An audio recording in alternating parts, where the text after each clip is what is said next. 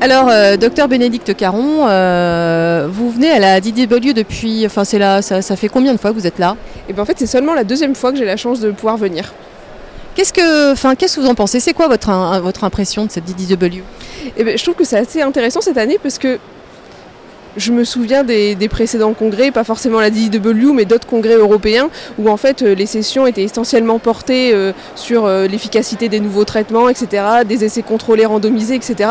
Et là, j'ai l'impression que les choses sont en train de changer, et en fait, on a maintenant des sessions où pendant 1h30, on va s'intéresser exclusivement, par exemple, au régime alimentaire des patients. On va s'intéresser aux facteurs environnementaux. En fait, on sort du médicament et on va vers d'autres aires en lien avec la maladie. C'est vrai qu'habituellement sur ces congrès américains, c'est très centré sur les molécules. Donc finalement, sortir de la molécule, on se rend compte qu'il y a d'autres choses en tout cas qui viennent compléter la question de la molécule. Oui, tout à fait. Il y a toujours ce plateau de verre où en fait on n'arrive pas à améliorer l'ensemble des patients avec les thérapies existantes, et en fait on se rend compte que de plus en plus on va s'orienter sur des thérapies complémentaires, sur ces facteurs environnementaux. On essaye aussi maintenant de pouvoir prédire la maladie, donc c'est vraiment des données très intéressantes où on sort de médicaments mais on s'intéresse à d'autres choses. Donc assez surprenant pour un congrès aux États-Unis d'avoir ce type de sujet. Ouais, mais surprenant dans le positif, ouais, tout à fait. Ouais. Merci beaucoup. Docteur Mathieu Uzan, d'abord vous avez vécu aux États-Unis pendant 3 ans et demi à New York pour faire de la recherche, donc vous connaissez par cœur les États-Unis déjà pour commencer. Mais là, cette DDW, qu'est-ce qu'on peut en retenir? Quelle est l'ambiance?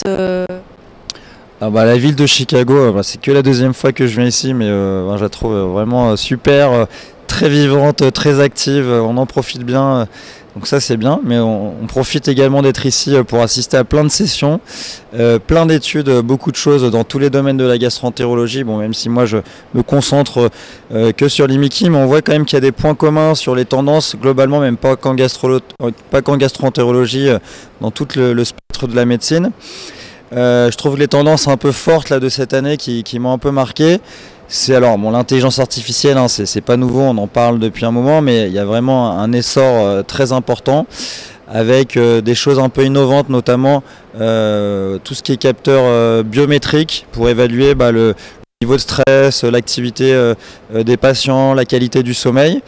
Donc il y avait une étude américaine qui a été présentée, donc qui corrélait la qualité du sommeil et ces autres paramètres biométriques avec le risque de survenue d'une poussée, donc ça c'était intéressant. Également des études intéressantes sur l'analyse en utilisant l'intelligence artificielle d'images. C'est une bonne application de l'intelligence artificielle d'images d'endoscopie pour évaluer, finalement faire des nouveaux scores qui se calculent automatiquement et qui étaient un peu plus performants que nos scores habituels qui sont biaisés par l'œil humain et par la subjectivité humaine. Et puis beaucoup de choses sur l'alimentation, la prise en charge holistique. C'est un peu les grandes tendances que je vois dans cette DDW. Ok, merci beaucoup. Alors, docteur Catherine Lebert, c'est la première fois que vous venez à la DDW. D'abord, quelle est votre impression sur ce congrès international, un peu américain quand même? Ouais, congrès très américain, qu'on se le dise. Très gros congrès, l'endroit est gigantesque, on s'y perd, on met 15 minutes à faire à aller d'un bout à l'autre. Mon impression, c'est que finalement, j'ai plus l'impression d'apprendre dans des congrès européens, voire français, donc l'ECO et les GIFOD, qu'à la DDW. Même si c'est toujours hyper sympa de voyager. Chicago, c'est quand même une super ville. Mais voilà, le congrès en lui-même, je pense qu'on est à peu près tous d'accord pour dire qu'il n'y a finalement pas de scoop incroyable, en tout cas sur ces 2-3 premiers jours de congrès. Il y a quand même quelque chose, une communication qui vous a marqué particulièrement?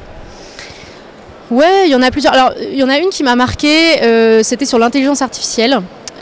Parce que finalement il semblerait que l'intelligence artificielle pour l'analyse de vidéos endoscopiques fasse peut-être mieux que l'humain. Donc ça c'est surtout dans le contexte des essais cliniques où vous savez on doit faire une relecture centralisée des vidéos, là ça peut être franchement intéressant. Donc ça c'était une étude qui m'a marqué et qui était assez sympa.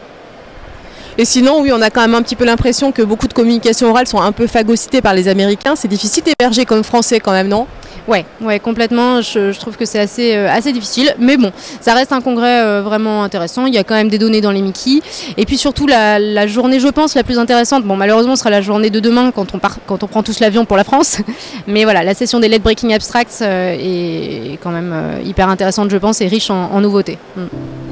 Merci beaucoup.